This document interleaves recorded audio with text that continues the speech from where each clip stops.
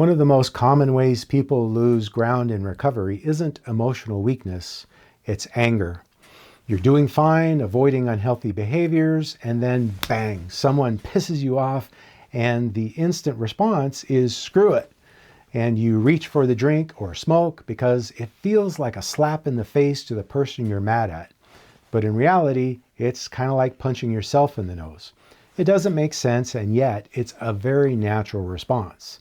In this video, I want to show you why anger is such a high-risk emotional state, how it quickly opens the door to relapse, and what actually helps to avoid that outcome. I'm Dan, and this is mindcarecompass. When people talk about the fight, flight, or freeze response, we usually focus mainly on the flight part of that equation, maybe a little on freeze, but it's often overlooked that fight is an equal opportunity response to a perceived threat, just as likely as the other two, and fight looks like anger.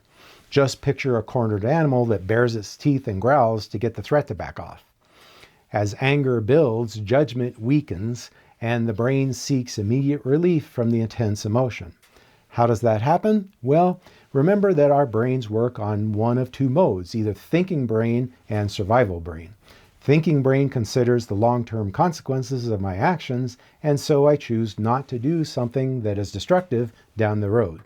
Survival brain, which is that fight, flight, or freeze response, doesn't care about the long term. It only wants a threat to go away right now. That's why we say things we don't mean and hurt people when we're in a blow-up situation. It's also how we convince ourselves that choosing unhealthy behavior is a great idea. Of course, it only works in the short term, and now I've got more consequences to deal with. Another more subtle dynamic that often happens is I might feel like I'm not getting enough credit for avoiding my unhealthy behavior. Maybe I've been sober for 6 months now, but people in my life don't seem impressed and still act like they're just waiting for me to screw up again. Of course, from their perspective, this is the 8th time I've gone 6 months, and so they are still in a wait-and-see stance. But in my mind, this time is different, and they should be celebrating. And when I don't see that, I might decide, what's the point of even trying? Nobody even seems to care. It's important to understand that anger is a normal human emotion. It's not good or bad. It's what we do with it that makes it good or bad. A lot of time people choose to suppress anger because they don't want to be like someone they once knew who was violent when angry. I don't want to be like that guy, so I'm never going to show my anger. Many folks believe that controlling anger means there was a situation that triggered my anger, but I didn't show it. In order to understand why this is a problem, imagine a dam and a reservoir. And there's no dam in the world that can hold back the pressure of the reservoir forever. Eventually the water crests the dam, breaks it, and floods all the little villagers downstream. Suppressing anger is adding water to the reservoir. The tension inside builds and builds, and eventually it just leads to blowups.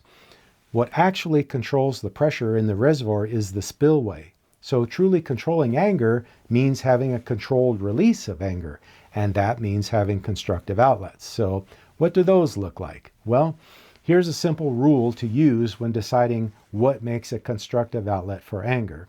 It's anything that feels like a release of that emotion, but is not harmful to yourself, someone else, or something that you care about. So punching a wall is not a good outlet because you risk breaking your hand and now you have to fix the hole in the wall. Screaming at your partner is not a good outlet, but screaming into a pillow might be just fine. One woman shared with me years ago that she liked to take one of those thick exercise balls out to a hill behind her house. And she would kick the ball up the hill, it rolled back down, and she would kick it again. And she just kept kicking the ball as long as she needed to do that.